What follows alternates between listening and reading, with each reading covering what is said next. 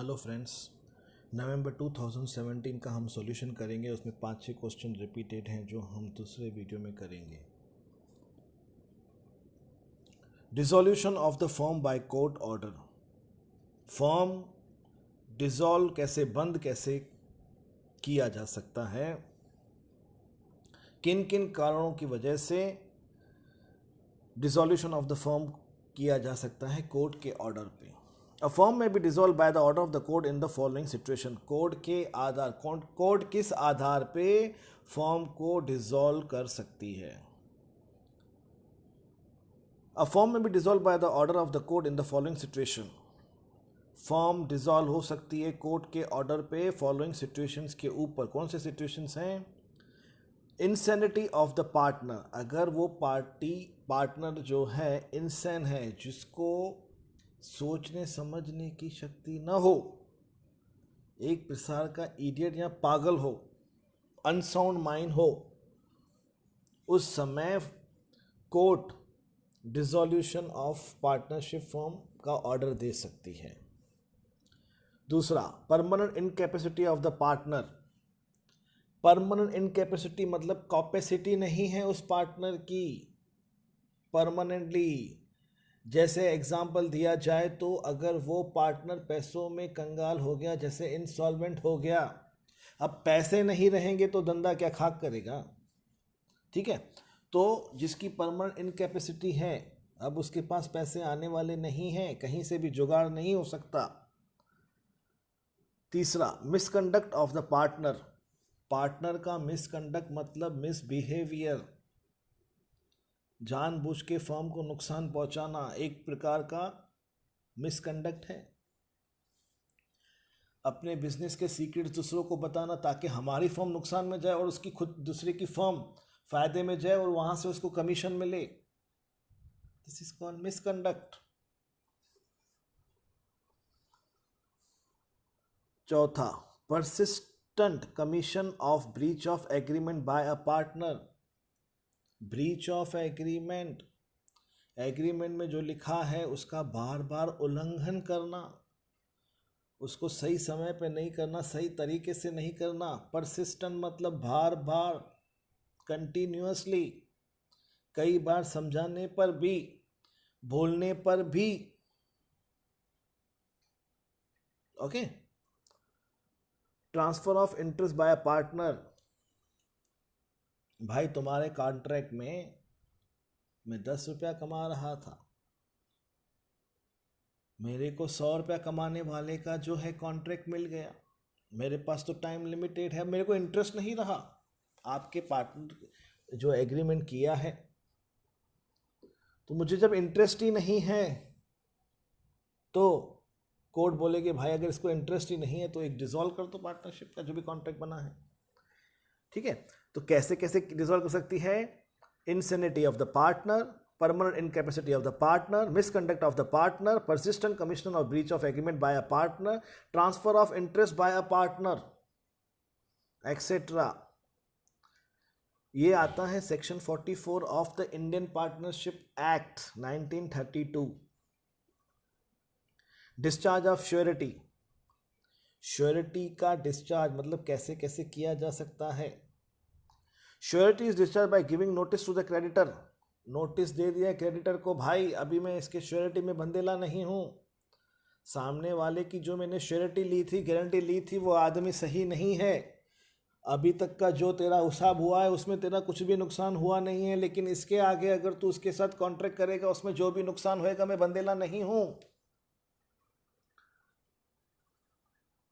According to section 130, giving notice to the creditor, section 130 जो मैंने अभी आपको बताया। बाय डेथ ऑफ श्योरिटी, जिसने गारंटी ली है, जिसने श्योरिटी ली है उसकी मृत्यु हो जाती है, सेक्शन 131। बाय रिवोकेशन, कॉन्ट्रैक्ट को रिवोक करना, कैंसिल करना। ऑन अकाउंट ऑफ नोवेशन, पुराने कॉन्ट्रैक्ट को लेके रद्द कर देना और उसके जगह पे नया कॉन्ट्रैक्ट बताना, उसमें लिखना कि मैं जिम्मेदार नहीं हूँ भाई आगे के कॉन्ट्रैक्ट में। Recession, cancellation, alteration of the contract of guarantee, जो कॉन्ट्रैक्ट बना हुआ है उसमें अल्टरेशन करना, चेंजेस करना, अमेंडमेंट करना, ये जो तरीके हैं।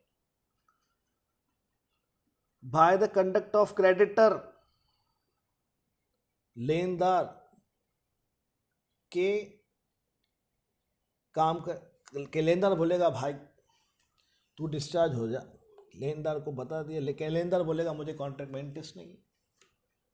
सो discharge of surety, giving notice to the creditor section 130 by death of surety section 131 by revocation on account of novation or rescission and alteration of the contract of guarantee section 62 by the conduct of the creditor section 133 to 135 and 139 of the Indian Contract Act 1872.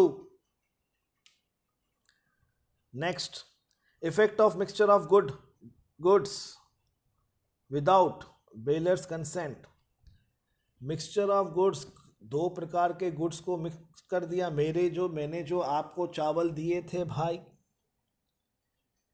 उसको तुमने मूंग दाल मिला दिया, तो उसमें baler, ठीक है, bailor क्या बोलेगा? In such a case the property in the goods remain in the parties, property जो रहेगी वो मटेरियल पार्टीज के पास रहेगी रेस्पेक्टिवली। बेलर का माल बेलर के पास, बेली का माल बेली के पास। But the bailee is bound to bear the expense, लेकिन बेली जिसको मटेरियल दिया गया था उसने मिक्स कर दिया। अरे भाई तूने मिलाया है, तू ही खर्चा करेगा। Bailee is bound to bear the expenses of the separation और डिवीजन, सेपरेशन और डिवीजन, उसको अलग करना या उसको तोड़ना, डिवीजन मतलब भाग करना, ठीक है। अब तुमने चावल के साथ मूंग दाल मिलाया है, मूंग को तुम ही अलग करो, चावल को तुम ही अलग करो, जो खर्चा आएगा तुमको भरना पड़ेगा भाई बेली।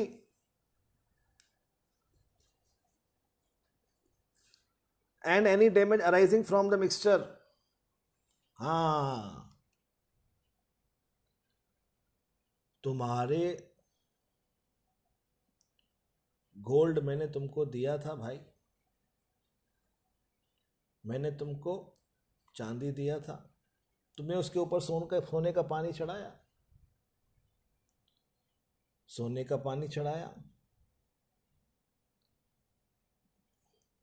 चढ़ाते समय कोई मिस्टेक हो गई, उसमें मेरे मटेरियल का अगर कुछ नुकसान हो गया तो उसका नुकसान तुम्हें भरना पड़ेगा, ठीक है। जैसे मेरे गंगा जल में, मेरे बिस्लरी पानी में तुमने अपना गंदा पानी मिक्स कर दिया, उसकी वजह से मेरा जो बिस्लरी का पानी है वो खराब हो गया, अब इसका नुकसान तुमको भरना पड़ेगा, पूरा नुकसान। In such a case, the property in the goods remains in the parties के पास रहेगा respectively, but the bailey is bound to bear the expenses of separation or division, उसको जो अलग अलग करना है मिक्सचर को, उसका खर्चा, and damage arising from the mixture, और डैमेज जो अराइज हुआ है मिक्सचर की वजह से, मेरा पूरा पानी खराब कर दिया भाई तो बिस्लरी का पानी। In section 156 of the Indian contract act 1872, section 156 में ये बोला गया है, माइनर एज एजेंट और as principal, a person who is a minor or a person of unsound mind cannot become an agent so as to be responsible to his principal।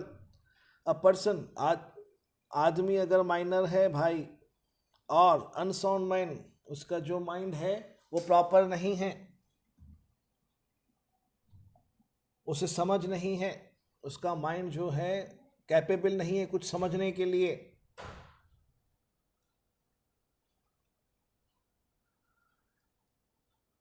a person who is a minor or the person of unsound mind cannot become an agent so as to be responsible to his principal। Similarly, a person cannot employ, उसी प्रकार से जो unsound mind है या जो minor है वो किसी एजेंट को एम्प्लॉय भी नहीं बना सकता है। That is cannot become principal, वो खुद प्रिंसिपल नहीं बन सकता है। इफ माइनर और पर्सन ऑफ अनसाउंड माइंड, अगर वो खुद माइनर और अनसाउंड आदमी है, section 183 and 183 of Indian contract 1872 में कहा गया है। बाकी के जो 4-5 क्वेश्चंस हैं जो रहे गए वो रिपीटेड क्वेश्चंस हैं, हम आने वाले वीडियो में उसको डिस्कस करेंगे।